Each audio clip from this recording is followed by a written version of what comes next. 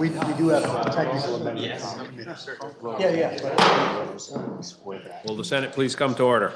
We'll have a moment of silence in lieu of a devotional.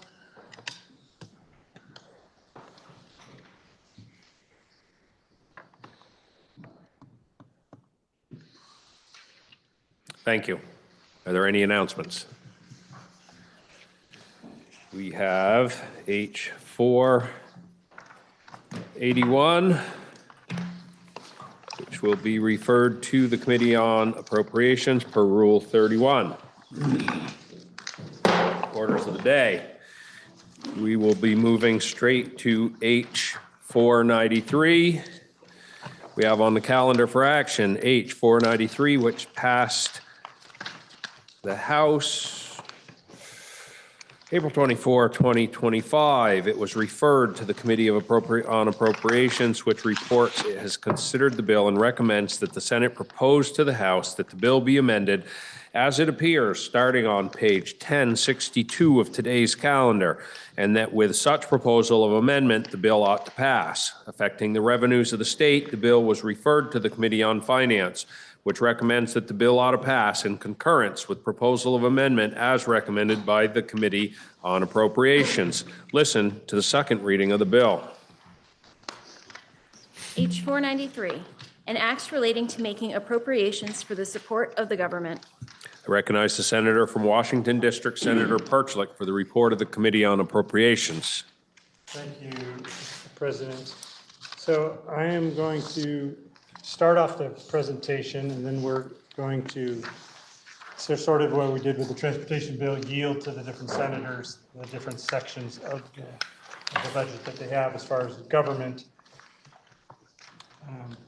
So I'm going to do that by looking at some people are going to use this web report to go through their sections. Others might use the addendum and give you the page numbers in the addendum.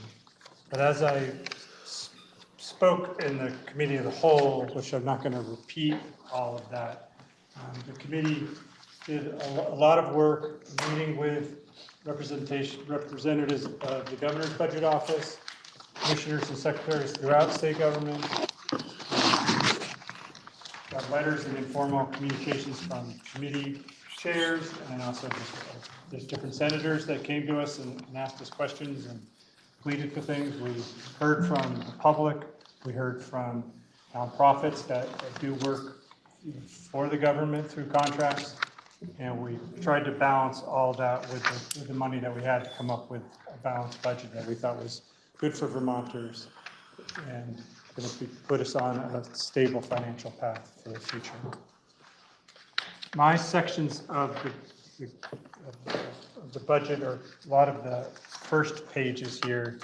So just as an example of how we're going to do this, if there aren't any changes, then we won't really go over them. So one of my sections is the Secretary of Administration, which is on the first page of the web report.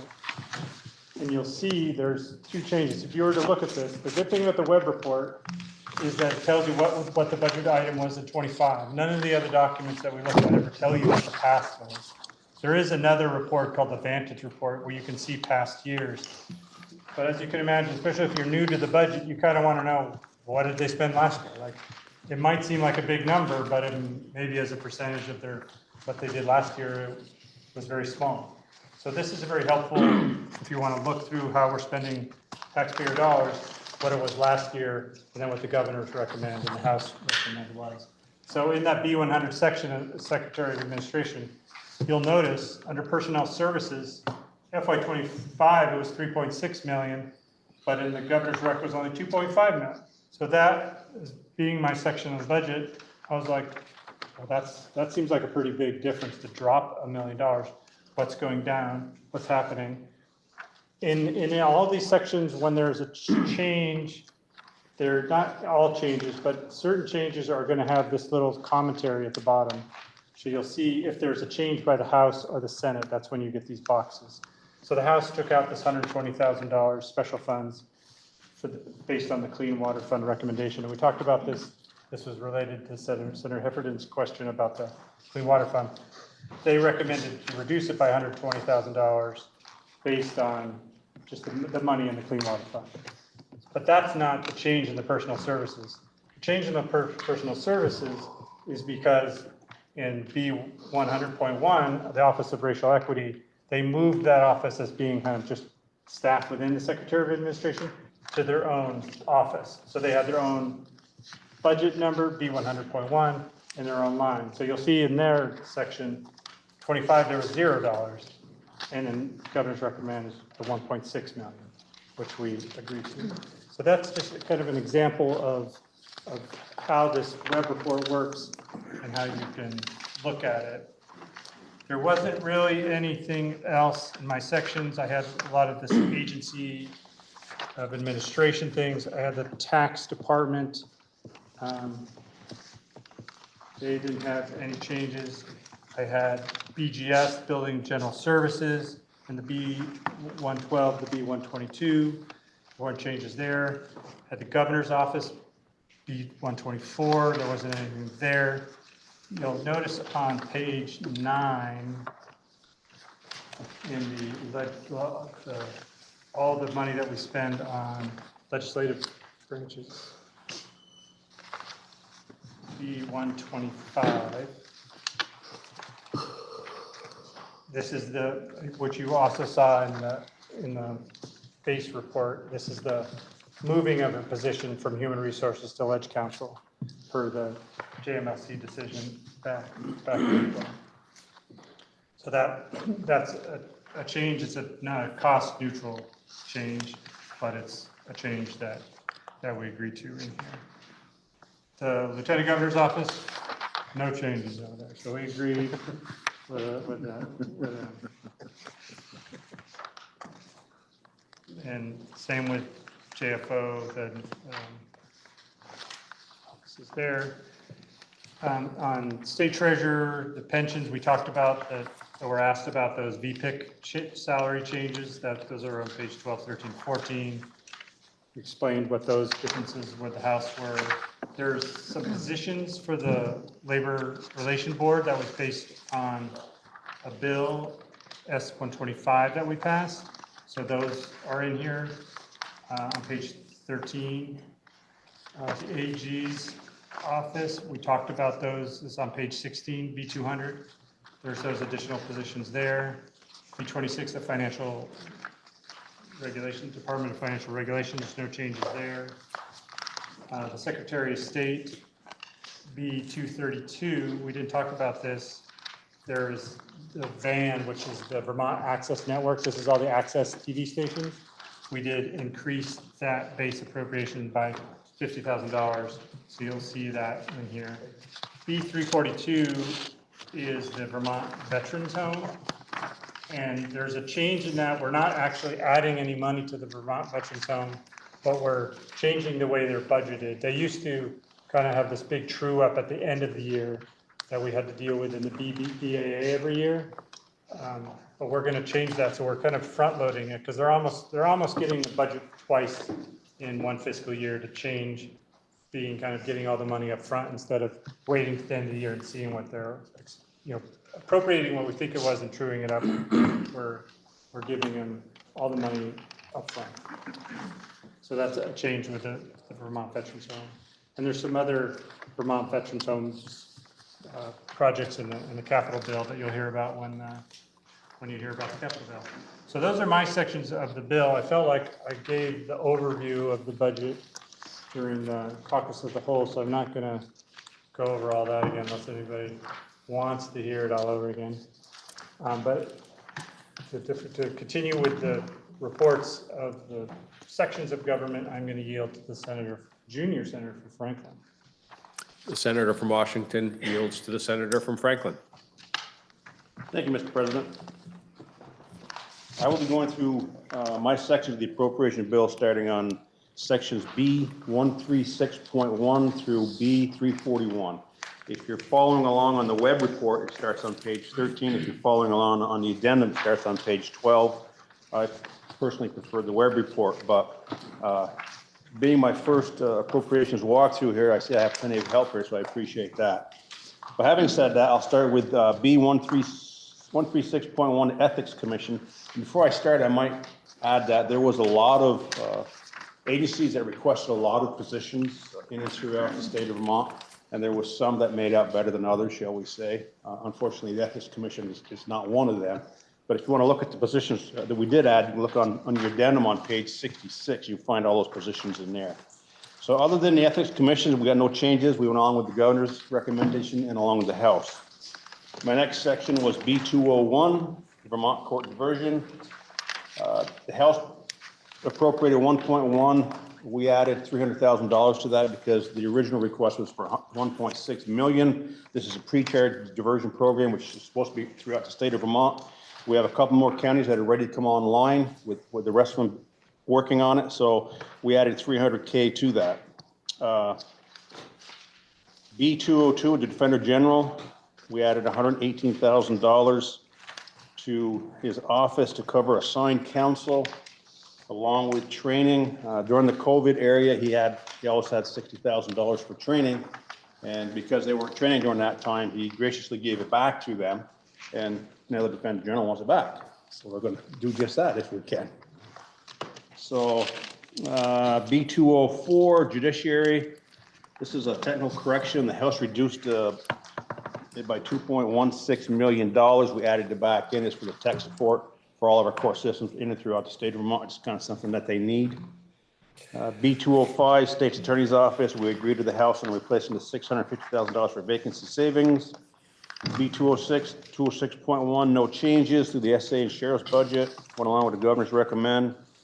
B207, Sheriff's. We agreed to replace the $650,000 in vacancy savings. In reference to the new positions, such as our chair spoke about, we did go up 2 positions for the transport deputies, along with 1 position for the SA's office, which was an IT/fiscal person. And with the $650,000, such as our chair said, we're hoping they can fill those positions. It'll take a while to fill law enforcement positions anyways, with the amount of time they have to go through the academy. But it'll be something that we told that we'd attempt to address quite possibly next year in the budget adjustment act. But no guarantees. B208, Department of Public Safety, we removed $118,000, which was placed there by mistake. We put it back into the Defender General's office, so it's a net neutral move. Doesn't cost anything additional. Also B209, DPS, no change from the Governor's recommendations. 210, no changes. B211, DPS Emergency Management, removed $500,000 from the food bank warehouse. We moved the $500,000 into the base for the urban search and rescue, and such as it was mentioned earlier.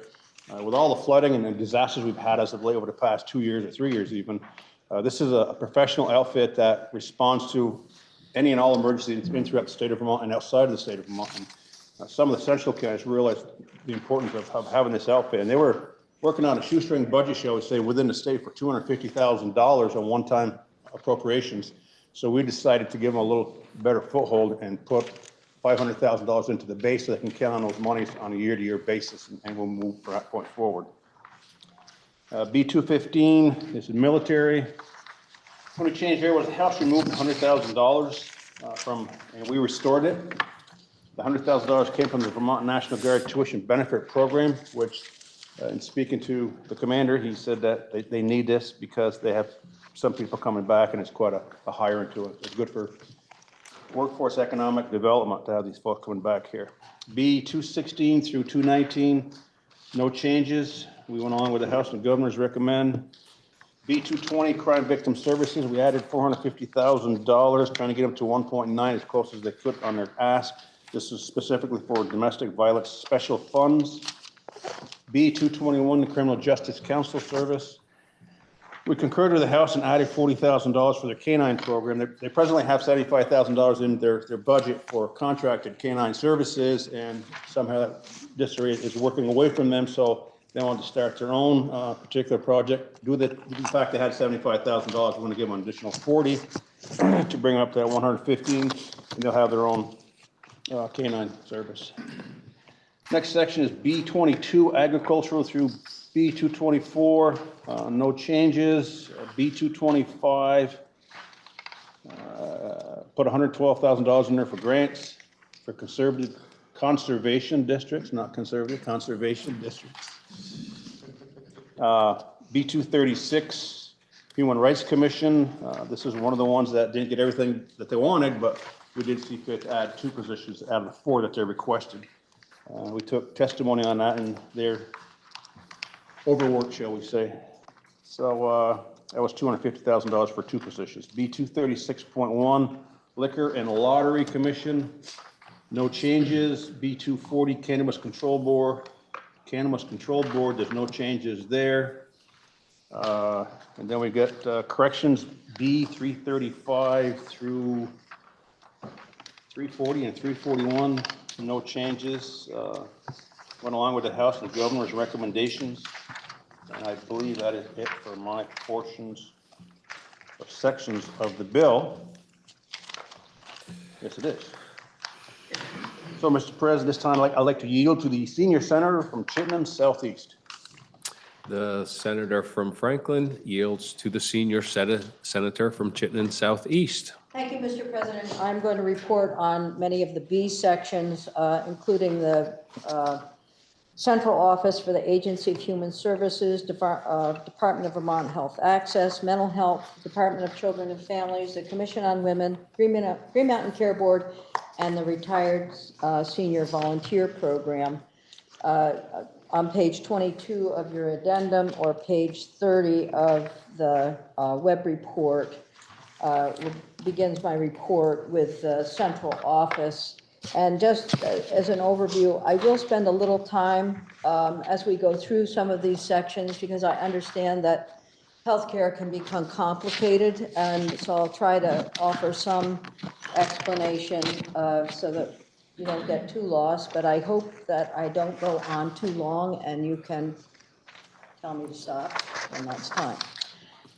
Anyway, within the agency secretary central office, as you understand, the budget looks huge because it's the place where administration for all the departments within the agency takes place. So Department of Aging and Independent Living, Department of Mental Health, Department of Children and Families, and Department of Health and others. So it's a large budget. And then in the B 301, you'll also see that the central office is also responsible for Medicaid funding through the global commitment, or at least where the money begins.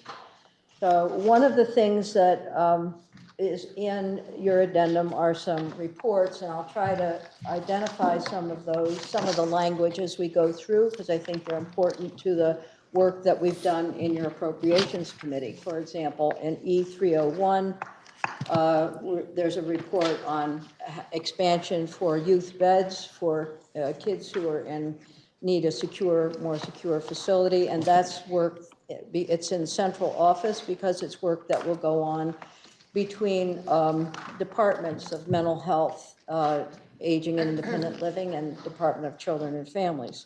There's also a report in there on primary care and the UVM settlement fund. So as you know, UVM and Green Mountain Care Board came to a settlement for which included about $11 million for primary care support in the state. As that money, should that money be distributed through the Agency of Human Services, then it will be important for us in the Senate and in appropriations in particular to see whether or not that $11 million replaces some of the funding that we have in the current budget for primary care. If that's the case, then we'll be able to utilize the money that's been replaced in other ways. And so that there's language in there that allows for that to happen. In B301 in the Secretary's office, we talk about the match between federal and state dollars for Medicaid. The reason that it starts in the central office is that the money is distributed to not simply to DEVA within AHS, but also to through education for special ed and school-based Medicaid needs. There, within this proposal, as you'll see in the table down below on page 30, the House has made some changes with which we agree on rate increases for our federally qualified health centers, our rural health care facilities, some rate increases for planning, family planning. Those are the evaluation and management codes that providers would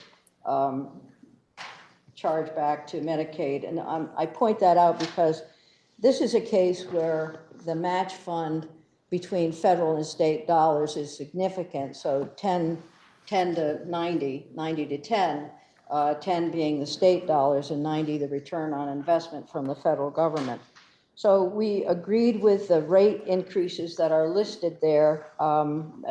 We've asked that some of those begin in November of 25 as we wait to see what happens at the federal level. Your Senate added a section, the bottom section you'll see in that little table called to increase what's known as the Qualified Medicaid Beneficiary Program. We call it QIMBY. It's a lot easier than saying all the rest of it. But this is an important program that provides subsidies for folks who are dual eligible and are low income, and it can help them reduce out-of-pocket costs and save individual monies. It also will save the state dollars through the Vermont VFARM or our federal, prescription drug program. So that continues on to page 31, and you can see the federal funds that we will get back on the QIMBY program. The interesting thing about this program is we don't have to ask the federal government for permission. So we can increase the federal poverty level from 145% to 150% automatically in the state. We don't have to get that permission. That's a good thing. And at the same time, we're saving folks money, but we'll also be saving approximately $212,000 in pharmacy expenditures in the state. If you look at B302, no changes there for the rate setting piece. We go to the Developmental Disabilities Council, increase, but no changes from either the governor or the House recommend. Similarly with the Human Resources Board that covers appeals for folks with concerns, no change there. The AHS Administrative Fund, no changes there. And then the Department of Vermont Health Access, that this gets into some of the waiver match that we have, our global commitment for our state and federal match for Medicaid dollars. There in the addendum in 306.4, there is, that's where we see the increase in the QIMBY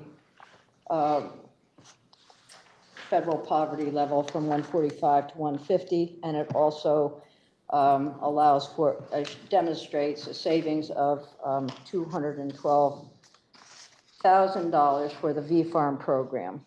And that is continued down on B307, and if you look at the bottom of that page, you'll see the total amount of global commitment that will be invested for that. And then on the next page, page 31, whoops, I'm on the next page, the savings that are accrued in B309, $221,000. I said 212 earlier. So one of the other things that we've done in this, in the budget, that is in the budget, is to extend the open enrollment period for folks until January 15th to give an extra month for folks to sign up for their qualified health plans. We've also have open enrollment for folks who are 200% of poverty or below. That's for individuals as well as for small employers. So that will allow for some additional time depending on what's happening at the federal level. Then the B310 simply goes into the Quimby a little bit further and the total amounts for our Medicaid match. And then we go to page 35 on B314 and mental health. We concur with the House on this, but within this area is the rate increase for our designated agencies and our special service agencies who provide support, mental health and other support services within the community. Those increases, rate increases will go into effect, as I indicated previously, in November to give us time to determine what is happening at the federal level. There's also, the House added back in the Howard Center outreach folks to help with people who have critical needs for mental health and or substance use disorder support in the community. And we haven't made a change to that. B315, we concurred with the House on the facilities.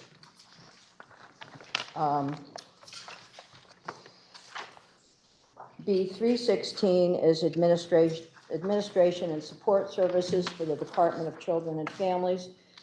Department of Children and Families is quite extensive and does a great deal of work for us in the state, including such things as 3 Squares, Reach Up, Crisis Fuel, Child Abuse, Economic Services, and others.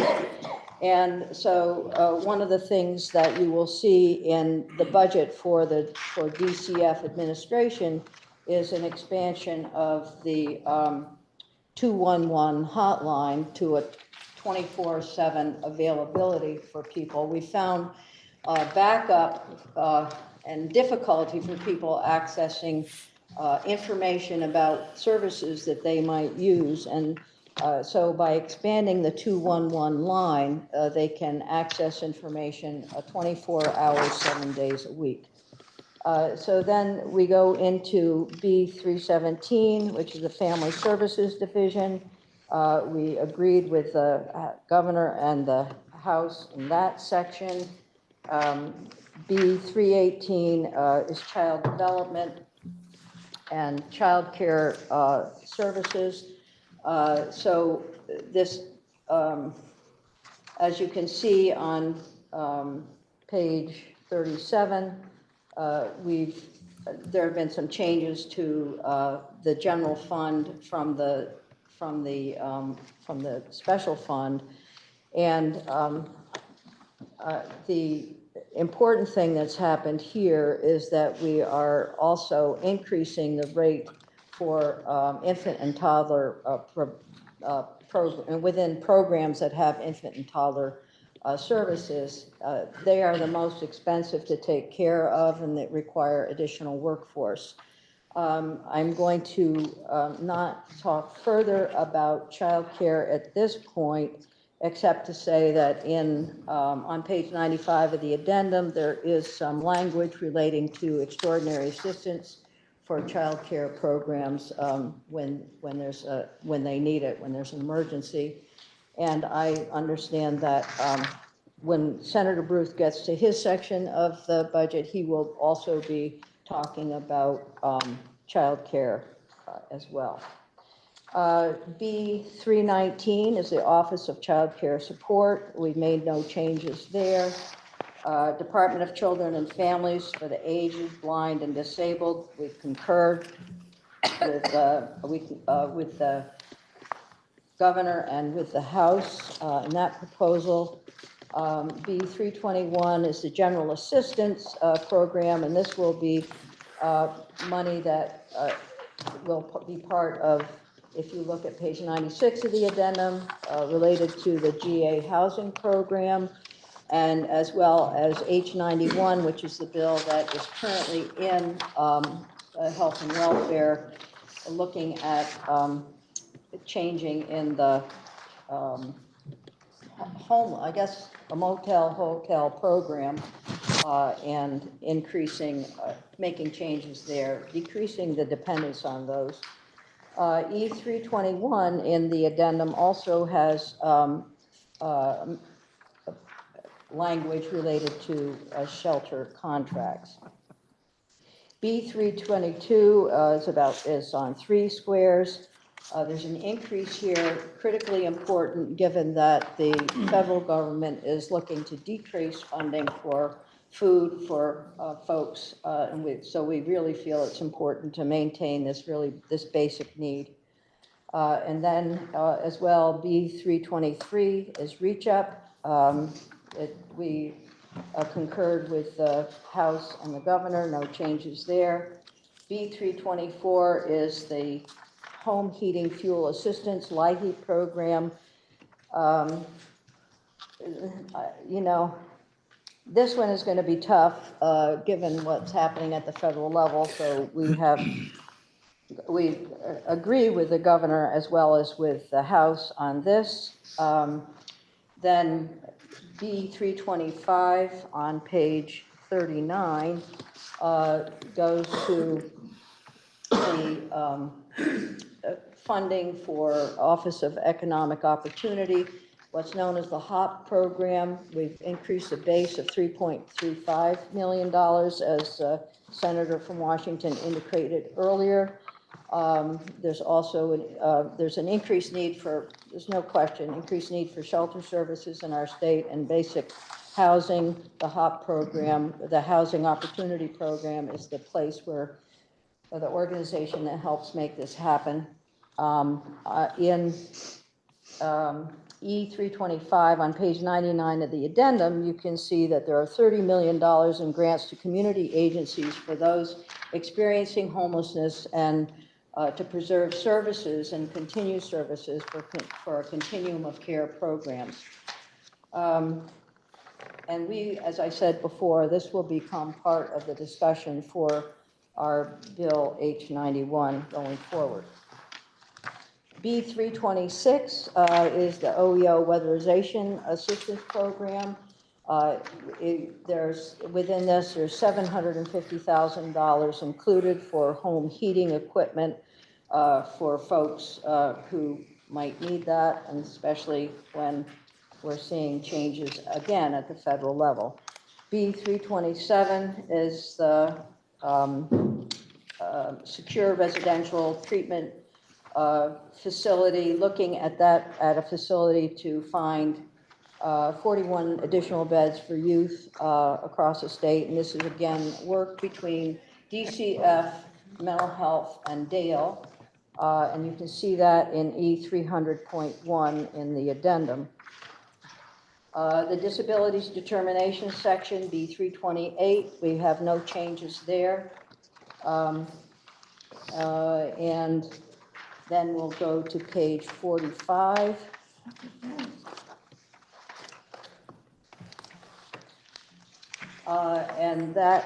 That's the end of AHS. And so I'm moving then to the Commission on Women. As you know, this is an important commission to encourage women to use their abilities to the fullest extent and to decrease discrimination against women in the workplace. To, you know, we don't think about this too much, but Vermont has one of the most underrepresented, is one of the most underrepresented in the country for women in leadership. Only 8% of our CEOs are women, and we earn 84 cents on the dollar for men, not this group, fortunately, but in other areas. And we continue to work on that. And the commission is very important to collating data and becoming a clearinghouse for that information. We did increase their appropriation and agreed with the governor and with the House. The Retired Senior Volunteer Program consists of volunteers, older Vermonters who deliver meals, provide tax aid, companionship. They're like the AmeriCorps of volunteer programs.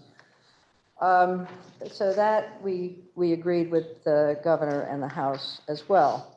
B345 is the Green Mountain Care Board. We have added base positions to the Green Mountain Care Board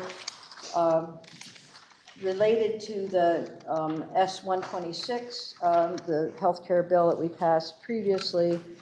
That includes a reference-based pricing director, a project manager for reference-based pricing, and an operational individual for procurement and contractual oversight.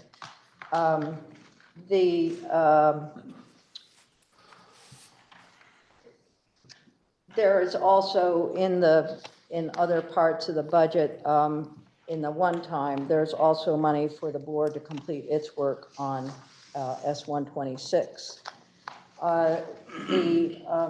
Finally, in B346, the Office of Child, Youth, and Family Advocate, we concurred with the House and the governor to continue funding for that program, which is critically important for oversight of kids in the state. So that ends that section. We'll say this is a huge part of the budget. There's more to it than I have presented. We can get into more detail if you would like. I understand that sometimes becomes uncomfortable. But I will say that within the budget itself, there's this budget, there's $30 million to continue the general assistance program as it currently is run. So it goes every year. We reassess how much money do we need to help people for adverse weather or the motel hotel program, as it's come to be called. Well, there's $30 million for the Office of Economic Opportunity to provide funding through our HOP program. And there's $10 million that is appropriated for H91 should that bill be passed. So there's a significant amount of money in here for the prevention of homelessness, and we're trying to move forward with services that will, which are embedded and included with an agency of human services that will keep people from being homeless and having the services, supports that they need. So at this point, Mr. President, I have completed my sections of the budget, and I will yield to the senator from Lamoille, Senator Westman. The senator from Chittenden Southeast yields to the senator from Lamoille. My sections are a little bit all over. I have the auditor's office, the health department, Dale, the Commerce Agency, and VHCB. The first section you'll find in the areas that I cover is B130, which is the auditor's office, and there was no change from the administration, House or Senate. In the health department, in the B sections, B311 and 312, there's no change. In B313 in the health department, there is a 2% increase for substance use disorders. You will find language for the health department in the E sections for 312, 312.4, 312.5, and 312.7. And the language in 312 deals with HIV/AIDS and the distribution of the grants, the Office of Health Equity, substance misuse prevention special fund language, and prevention expenditure, the expenditure report. That completes the health department. In Dale, there is, which starts in the web report on page 40, There's no change in administration in 329. And there is language in E 329 about the inflation report language, which talks about the inflation in areas and what we should get for rates in the future. B 330 is advocacy and independent living grants. In that's you will find there is a rate increase here, 2% rate increase for adult days. In B 331, it's blind and visually impaired, and there's no change there. In B 330.2, it's vocational rehab, and there's no change there. In B 333, it's developmental services. There is a 2% increase here. This is where you'll find the DAs, special services agencies, and shared living providers. This is a big section with about 350 million in spending. This is where you would find your home health agencies. In E 333, there's payment reform language for developmentally disabled services. It sets the rates of implementation for the rate studies in this also. In B 334, it's TBI or traumatic brain injury. There is a 2% rate increase here. That rate increase wasn't included in the governor's budget, but was in the House and Senate. B 334.1 is long-term care. This is also a large section with about 340 million in spending. This is where you'll find all of the spending for nursing homes across the state. There is a 2% increase here for choices for care, and there's also the rate study for nursing homes here, which talks about adjustments. On page 59 of the web report, that's where the Commerce Agency starts. And in B800, we move 25,000 out of the Sustainable Jobs Fund. The governor had proposed an increase. We level funded it to last year at 250,000. In B301, it's economic development. And in economic development,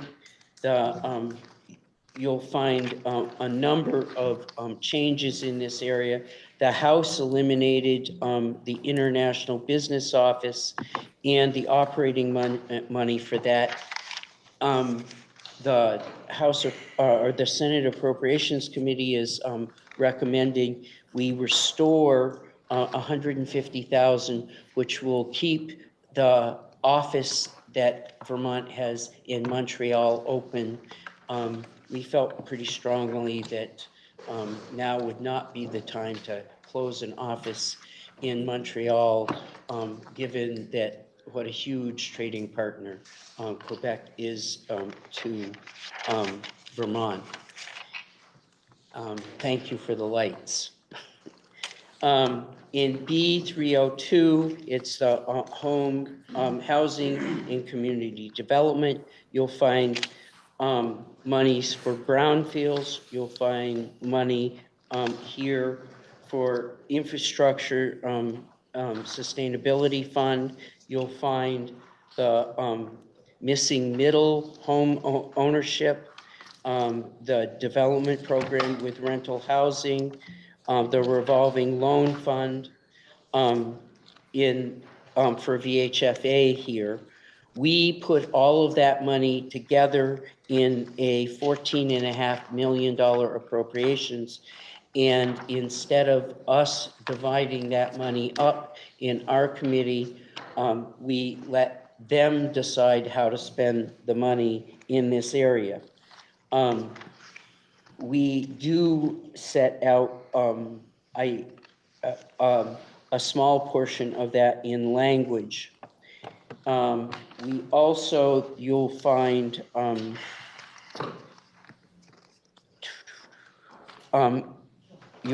money in this, a small amount for universal design. In B306, it's tourism and marketing. There is a reduction here that the House proposed of $350,000 to the relocation outreach work that has been done, the GROW program. We went along with that. That leaves $700,000 in this program in base dollars from before. In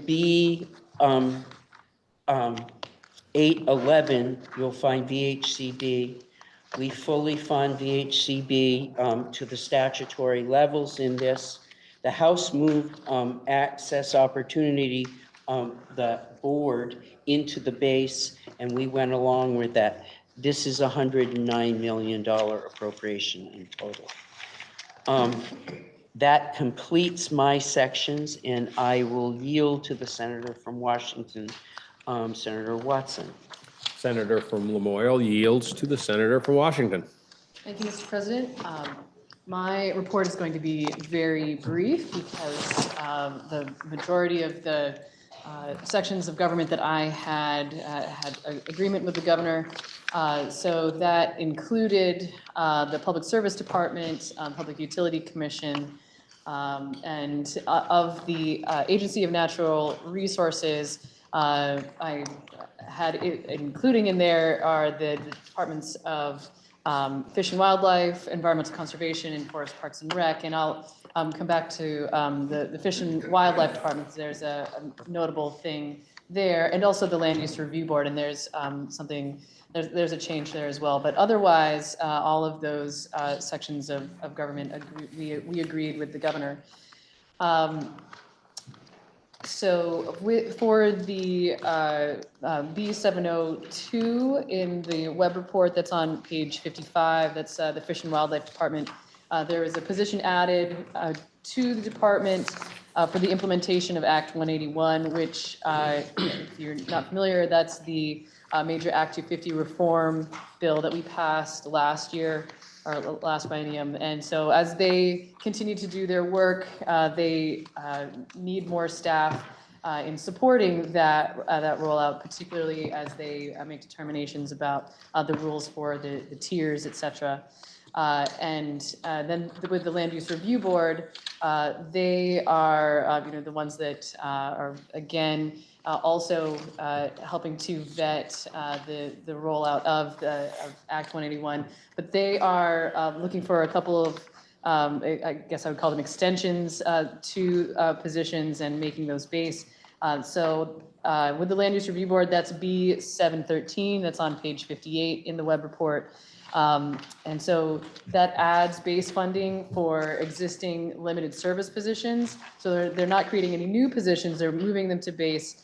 Those are district coordinator positions to help move the Act 250 process along for anybody who's applying. And I think we can all agree that we want to make sure that those processes don't get hung up. So those two positions had funding through December. So this money extends those positions through the end of this fiscal year. In terms of language, there was a section E715, which in the addendum is on page 106.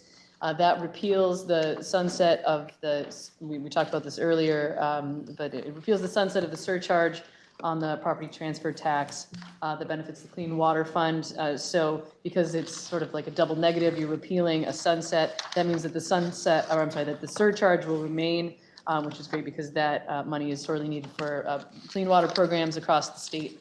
And that is the end of my report. So I will yield to the senator from Grand Isle, Senator Brennan. Senator from Washington yields to the senator from Grand Isle. Thank you, Mr. President. I have a number of sections that are pretty much all over the place, but I will start off with B105. Agency of Digital Services.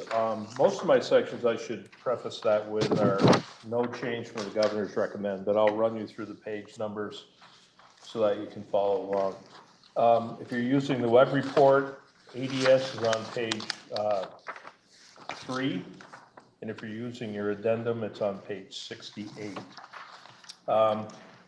No change from the governor's recommend there. There is a change. There is an addition of one-time funds, a transfer from the general fund of $10,000 to transition to a new billing system. That was a $15 million recommendation from the governor. We reduced that. The House reduced it to $10 million. We concurred with that reduction, and we will fund that with $10 million. Next section is B108, Human Services, the operations portion of that. No change from the governor's recommend. That is on page 4 of your web report. Lieutenant Governor, I think we've already determined he's not getting a raise this year. That's B129, no change from the governor's recommend. B136, which is on page 13 of your web. VOSHA Review Board, no change from the governor's recommend. B235, page 28 of the web report. Again, no change from the governor's recommend. B400, Labor Department programs. Page 46 of the web report, no change from the governor's recommend. Next, B808, Vermont Council of the Arts. Again, no change from the governor's recommend. And I would add that most of these, if not all, live within the 3% increase from FY25. V809, Vermont Symphony Orchestra. Again, no change. They live within the 3%. V810. Page 61 of the web report, Vermont Historical Society. Again, no change. B812, Vermont Humanities Council. No change from the governor's recommend. That's on page 61 of the web report. B900 through 909, 911 through 921 is the T-bill. And we heard about that yesterday. I won't get into that in any great detail. That hasn't changed since yesterday. And that is 910 DMV. We've heard the DMV reports. There's no change in dollars there. So that is those are my sections, and I would like to yield from the senator from Chittenden Central, Senator Baruth. Senator from Grand Isle yields to the senator from Chittenden Central. Thank you, Mr. President. I believe I can also be relatively brief.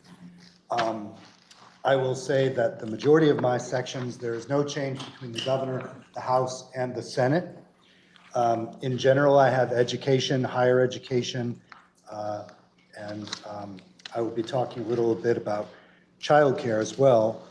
But I'll say at the beginning, our libraries, there was no change. And in the Human Rights Commission, which is on my list as well, you've heard that there were 2 positions added. They were hoping for 4, but we landed, as Senator Norris said, on 2.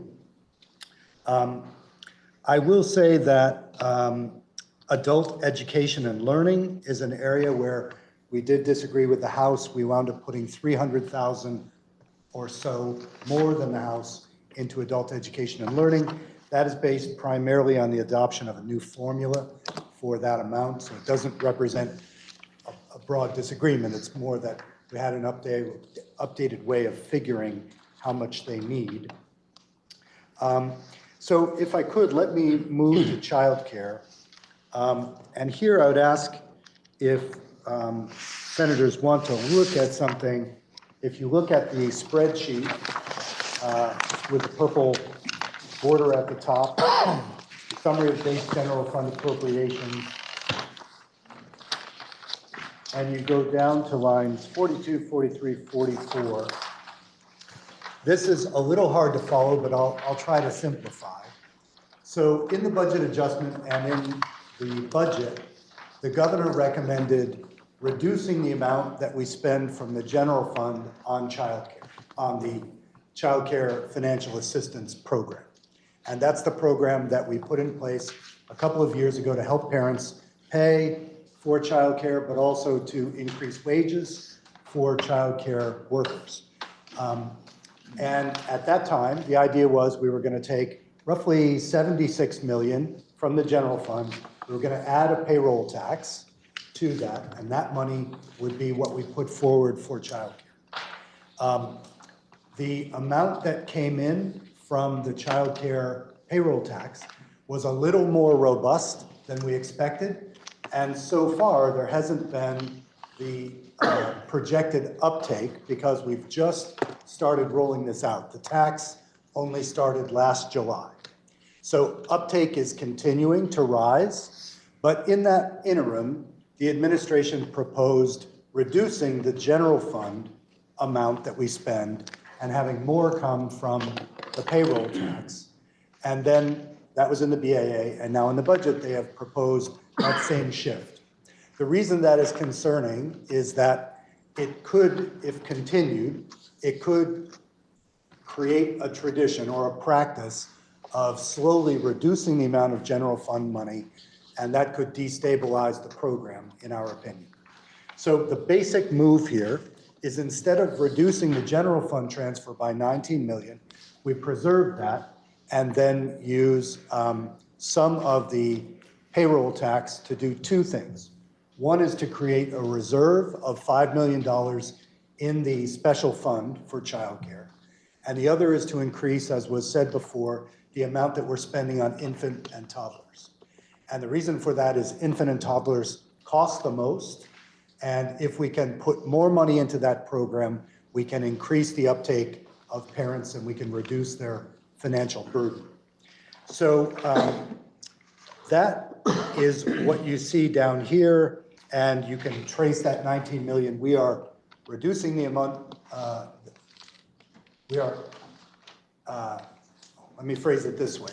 We are taking the 19 million out of the general fund as opposed to what was recommended by the governor and followed by the House. So that's a genuine disagreement that we will work out in conference committee. If senators will move to their addendum, and if you go to page 65, you'll see the language that creates this special reserve. And again, that's a reserve of $5 million. And the administration had proposed using caseload reserve if necessary, but we thought it made more sense to create an actual reserve in the special fund itself. So you'll see that language laid out there. So that is the difference in childcare. We think, stabilizing the program, making sure we don't begin a process of chipping away at the general fund transfer to it, and also increasing the amount that we are spending for infant and toddlers. Then I mentioned that I take care of higher ed as well. So in general, the story there is a 3% increase for UVM and the state colleges and VSAC, the three general beneficiaries of our spending. But I just wanted to catch folks up on where we are with Vermont State University. You remember we unified three of the state colleges into Vermont State University, and we have been making payments of $5 million bridge funding every year. This year, you'll find the last of those payments. And so our bridge funding, our transformation funding, is ending for them. On the top of 105, you'll see one other change that we've made. In the original task force's recommendations, along with the 25 million in bridge funding, there was a requirement for 25 million in structural reductions. And so Vermont State University made three of those $5 million structural reductions. Then last year, we lowered the amount from 5 million to 3.5. so that they had less of a target to hit. We are doing that again this year. So as of this year, their bridge funding is ended and their requirements to reduce structural funding in statute is also ending. Just an advance notice of their success. This Thursday, there will be an event in the Cedar Creek Room celebrating this successful transformation, and a thank you to the General Assembly for what is now hundreds of millions of dollars in additional support to that system. So with that said, Mr. President, I believe I've covered everything that represents any change from the House or the governor. And with that, I would yield back to the chair of our committee, Senator from Washington. Senator from Chittenden yields to the senator from Washington. Thank you, Mr. President. I hope the senators enjoyed this presentation of the FY26 budget proposal from your Committee on Appropriations. You might have enjoyed the brevity of prior year presentations, but I think when you really get all the agencies reported on, you get the understanding of how much is in the budget, how much work goes into looking at every section of the budget, all the details, not only the appropriations, but all the language, all the just variousnesses and vicissitudes that are in the budget. We think this was a better way to show you all those different things. So with that, that's the conclusion of the presentation. Obviously, open to more questions or concerns. The committee did a lot of good work. I'm really proud of the committee's work and teamwork. I want to thank the Joint Fiscal Office. We're very lucky to have such great, capable Joint Fiscal staff members, and they're always in the committee, staying late at night, working late at night to get these documents ready and to us. So we appreciate that. And the vote in committee was 7-0 on this report, and we hope the full Senate concurs with our report. Senator Perchlik, I would just make one quick correction. Though there may have been no change in the appropriation, there was a significant change in the Lieutenant Governor's office. I recognize the senator from Washington District, Senator Cummings, for the report of the Committee on Finance. Thank you, Mr. President. This is a somewhat longer report than Finance usually gives because there are elements of the BAA and because there was not a miscellaneous tax bill this year, some of the miscellaneous tax also was put into this bill. And there are some pieces that have come from bills, one of which Finance passed out yesterday, which were included. This is just because of timing. The budget has to go and there's still bills in play, but they need appropriations. There are two one-time appropriations from the Pilot Special Fund, which is created in the budget. One goes to the Municipal Grand List Stabilization Program, and the other from the General Fund of the State Treasurer. That's another $148,000 for the Treasurer's volunteer income tax assistance. This helps especially low-income people. Some run through TAP agencies, various organizations to help folks who need some help doing their income tax. E-111 is the annual link up with the federal tax law. Our tax law starts with the federal AGI, and we work down from there. We are linking up as usual this year, but if anything happens to the federal AGI, we will need to come back and redo our tax law as we did after the first Tax Cut and Jobs Act. Technical language in 111.2. Again, this is miscellaneous tax stuff. It just makes clear that if a couple files jointly at the federal level, they must also file jointly at the state level. That's current practice. It just puts it into law.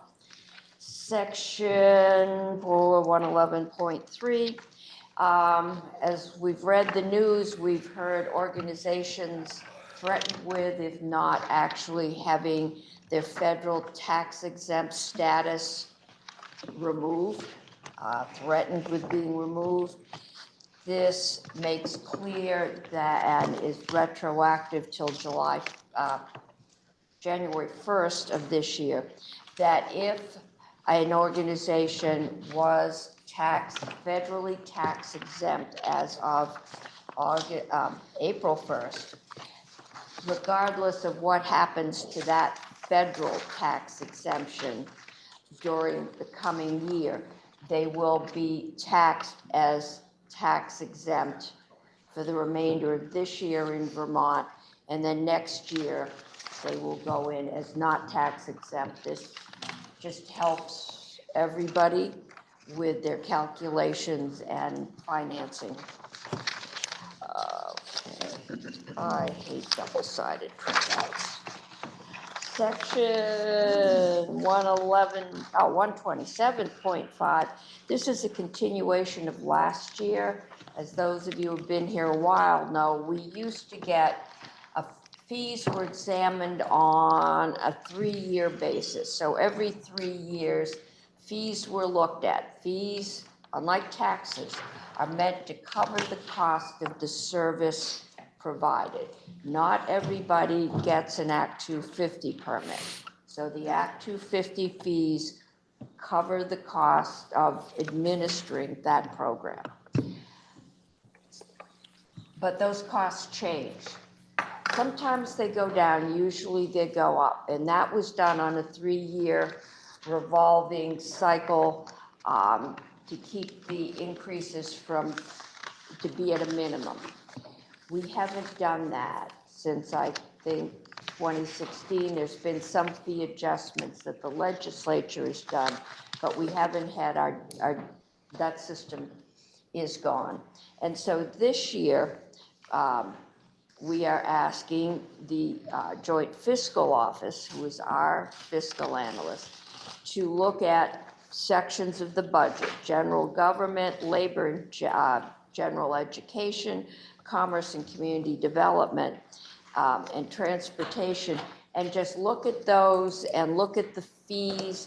You remember there was a lot of pushback when the fees at motor vehicles were raised because they hadn't been raised in a number of years, but there had been labor contracts signed, and so payments were going up, and the fees weren't covering the cost of running the service. So we're hoping by keeping a handle on what's going on, we can avoid major fee changes in the future. 139 is standard language. This is general grand list litigation assistance. We help the towns if there's litigation against their grand list. The 142 is annual language, clarifying that the payments in lieu of taxes are separate and different from those appropriated elsewhere in the budget. The pilot special fund, this sets up and says that the pilot special fund can be used for the grand list stabilization program. It does eliminate the city of Montpelier for its 100% appropriation, which did get my attention. In the past, Montpelier, because it is the host of state government, has gotten a larger payment in lieu of taxes than some of the other towns that just had a salt shed. It was negotiated separately. Originally, everybody else was in a program called Co-Pilot. The pilot fund has increased. It is no longer necessary to make a special appropriation to the capital city. There's enough money to fully fund them within the fund.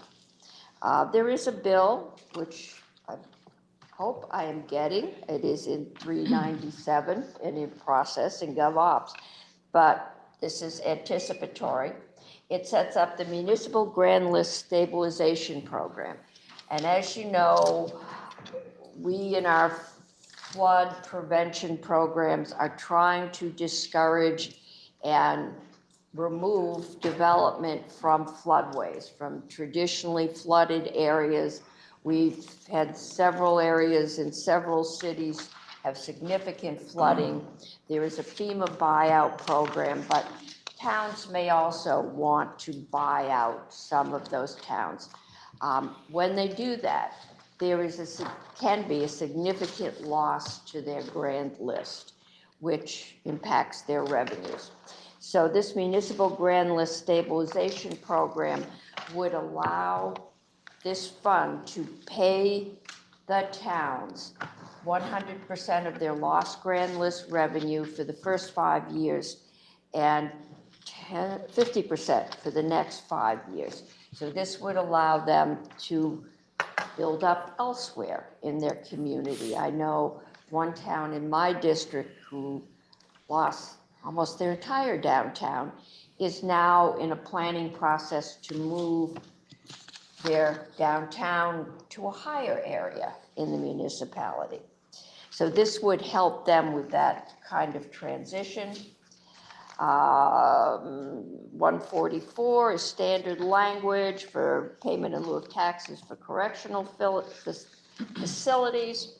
200.1 increases the fee paid by a paid fundraiser. That is, you hire someone, you'll frequently get phone calls from someone raising money for the Police Benevolent Society, something like that.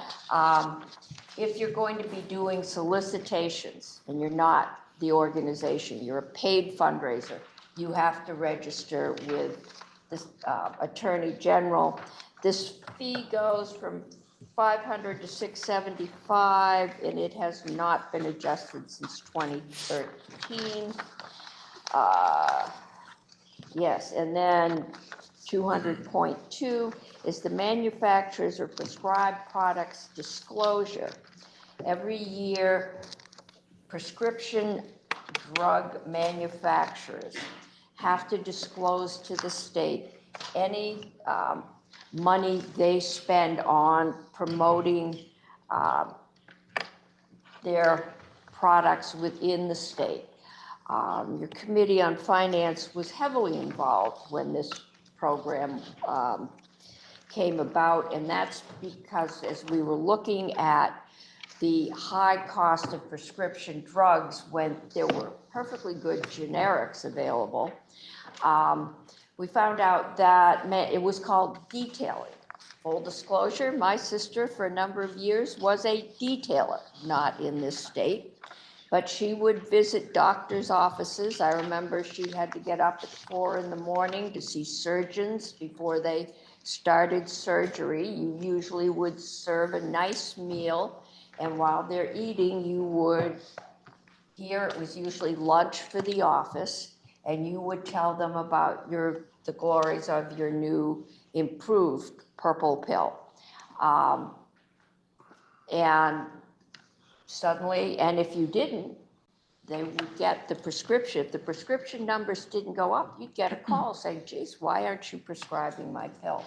So we put severe limitations on that, trying to encourage doctors to pay attention to alternative drugs that were out there, to generics.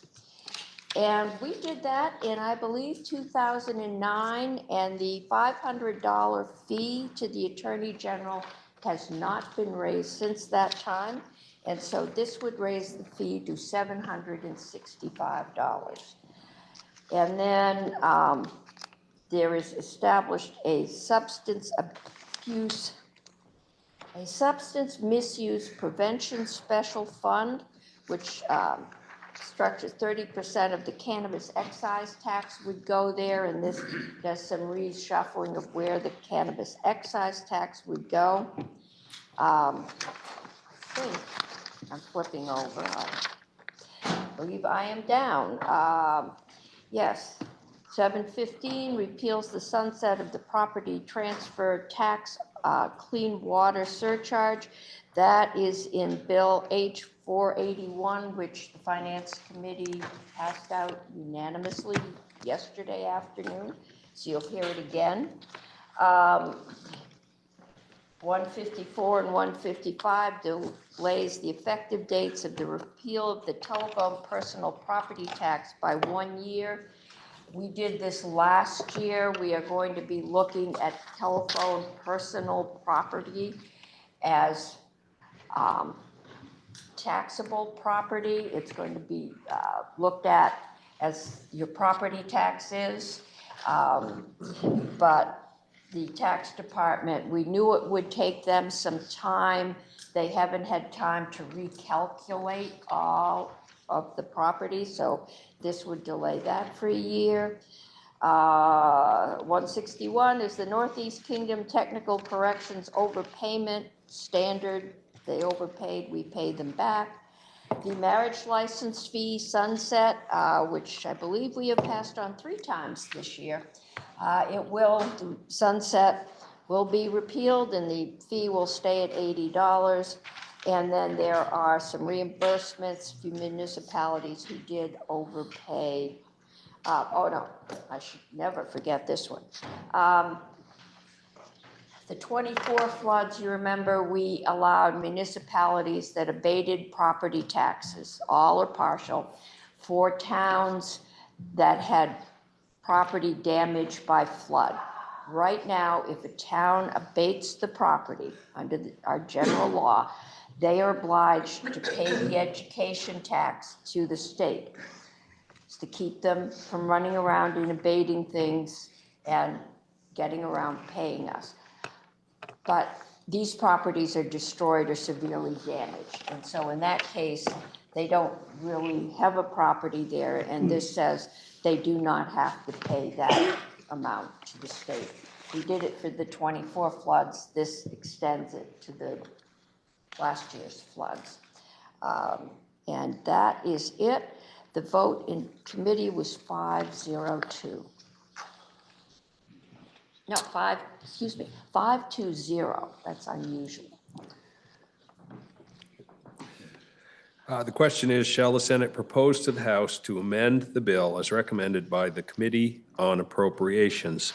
Senator from Washington, do you have an amendment? Yes.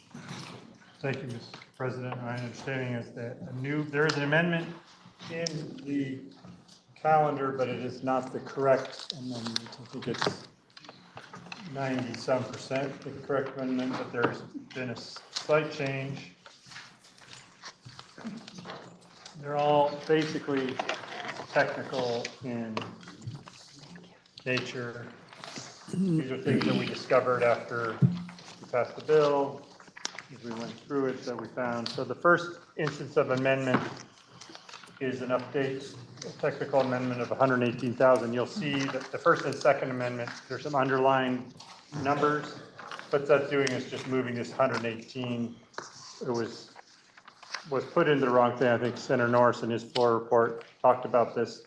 It was erroneously added to public safety. It was supposed to be in the Defender General budget. So that's what the first and second amendments do. The third instance of amendment changes the whole section. You know, we're replacing section N, but really the only change is subsection 2, whereas this is the $14.5 million going to the Vermont Housing Financial Agency. They wanted all of their appropriations to be in one bundle instead of broken out. We thought we had broken out 2 of them, but they had 3 appropriations. So this puts all 3, their rental revolving loan fund, the middle income house home ownership program, and the first generation home buyer together in one appropriation. The fourth instance of amendment, this just updates the amount carried forward from fiscal year 25 into 26 for one-time appropriations. Basically, it's a change of $450,000, which I mentioned in my report earlier. The fifth is a Scrivener's error. It's supposed to be $1.1 million of one-time capital appropriations, but we had $1 million, so this corrects it to $1.1 million. The sixth instance is an increase to the transfer of unclaimed property. This is a good time to remind all senators that there's a lot of unclaimed property. This is $8 million of unclaimed property that's coming into the general fund. The treasurer's office said there'd be another 200,000, so we're updating it by that 200,000. But I encourage senators to not only look up their own name, but look up like the town's name in your districts, or I've looked up constituents' names and found it and sent it to them, and they've been appreciative of saying, but sometimes it's like $14. I looked up my wife, she had $13.50 from Google. She has no idea why Google owed her $13.50, but we got $13.50 from Google. So you should go and do that. But that's not why we had the amendment. The amendment is so we could get an extra $200,000. The seventh instance of amendment is similar to unclaimed property. We get funds from the Department of Financial Regulation. This updates those by another $200,000. The eighth instance of amendment adds the Farm Security Special Fund. We had put $1 million, and this is something I don't think we touched in our floor report, but it was one of the priorities from the Ag Committee. It was also from others, and when we had the public hearing, a lot of people wanted some money for the farms that are suffering from flood damage. We weren't able to do as much money as was asked, but there is $1 million in that Farm Security Special Fund, but we forgot to actually set it up. So this sets up that Farm Security Fund. The ninth instance of amendment is this change to the treasurer. We talked about in the BA a lot about this money that was going to be for bond redemption that they weren't using. We were going to take 5 and leave $1 million for the medical debt bill, but we need to revert all 6 so that we could spend $1 million in that medical debt bill that's passed. The 10th instance is striking out a section and adding a section. This is a whole section that deals with positions that are created in the bill, which there are quite a few of, but specifically the only change, we had to replace the whole section to make one technical change, and that is to the Department of State's Attorneys and Sheriffs. They had several years ago during COVID to kind of deal with the backlog in the judiciary system. They had 9 positions created, but they were limited service, and they was running out this year. And we meant to make those permanent positions. These are 6 deputy state's attorneys, 2 legal assistants, and a victim advocate. But we accidentally only put them for a 1-year extension. So we want to make sure those are permanent. The 11th instance of amendment is a statutory, a technical change. We wanted to make sure it was referencing session law and not the statute. There was an update that the Senate had made. It's really no change. And this 12th instance of amendment, this is around adult basic ed. You heard from the senior senator from Chittenden Central talked about. We're changing that funding formula. There's a section D that's in that language that talks about the FY26 contract with adult basic education centers being on a per head basis. We just struck that because it wasn't needed and it was causing some additional confusion. So those are the 12 instances of amendment that all the members of the committee are bringing forward for your consideration. We hope you support. Thank you. So the question is, shall the recommendation of proposal of amendment, am I in the right place, of the Committee on Appropriations be amended as moved by the senator from Washington and others? Are you ready for the question? If so, all in favor say aye. Aye. All opposed, nay. The ayes have it, and you've amended the recommendation of proposal of amendment of the Committee of Appropriations. The question now is, shall the Senate propose to the House to amend the bill as recommended by the Committee on Appropriations as amended? Are you ready for the question? If so, all in favor say aye. Aye. All opposed, nay. The ayes appear to have it. The ayes do have it, and you have proposed to the House to amend the bill as recommended by the Committee on Appropriations as amended. The question now is, shall the bill be read a third time? Are you ready for the question? If so, all in favor say aye. Aye. All opposed, nay. No. The ayes appear to have it. The ayes do have it.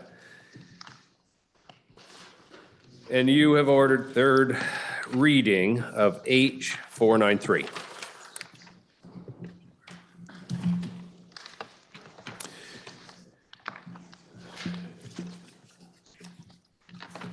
We now have H 488 for third reading. Are there any amendments prior to third reading?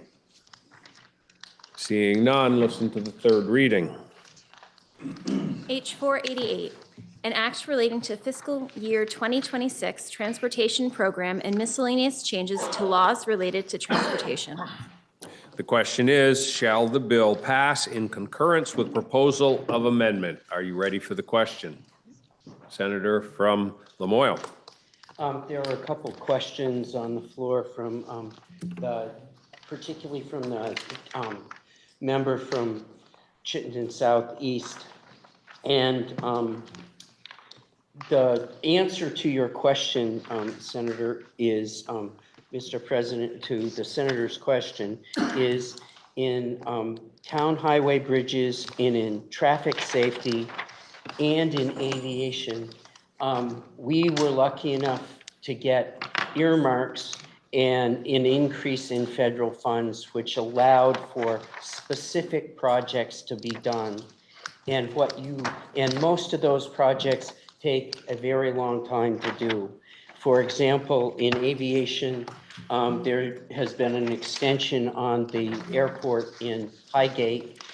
And so you had a big blip of money, which makes it look like there has been a drop, but there really isn't in the base numbers a drop. It was because of large projects going through. And that's why you see the numbers that you see. Also, and I think I covered this yesterday, there is less money going to public safety because we eliminated the JTOC transfer, and that is now covered by the general fund. And that is the answer to the senator's question. Are you ready for the question? The question is, shall the bill pass in concurrence with proposal of amendment? All in favor say aye. Aye. All opposed, nay. The ayes have it, and we have passed the bill in concurrence with the proposal of amendment. We now have third reading of Senate Resolution SR 13. Senate resolution strongly objecting to the manner and circumstance under which U.S. immigration authorities arrested and detained Mohsen Madawi and strongly advocating that he be afforded due process under the law and released immediately from detention. Are there any amendments to be offered prior to third reading?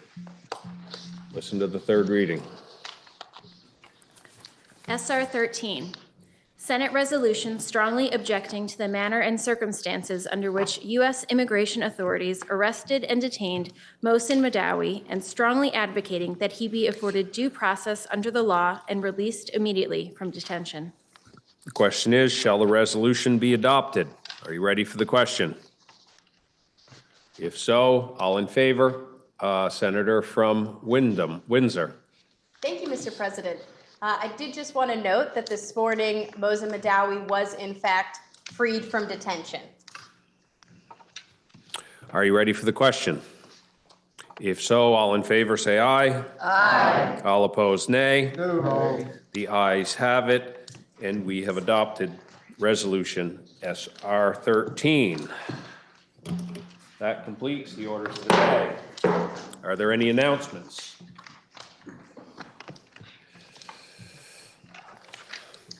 Senator from Chittenden. Pending announcements, Mr. President, I would move that the Senate stand in adjournment until 1 p.m., Thursday, May 1st, 2025. May 1st? Okay. It says April 30 on mine, but okay. Yeah. Thank you. Are there any announcements? Senator from Washington. Thank you, Mr. President. Senate Finance will meet at 3:35. Senator from Rutland. Thank you, Mr. President. Government Operations will meet at 3:30. Senator from Wyndham. Thank you, Mr. President. Senate institutions will meet at 3:30. Senator from Bennington. President, the Education Committee will meet at 3:30. Are there any further announcements? Seeing none, the senator from Chittenden Central has moved that the Senate stand in adjournment until 1 p.m. Thursday, May 1st, 2025. Are you ready for the question? If so, all in favor say aye. Aye. All opposed, nay. The ayes have it, and we'll stand in adjournment till 1 p.m. Thursday, May 1st.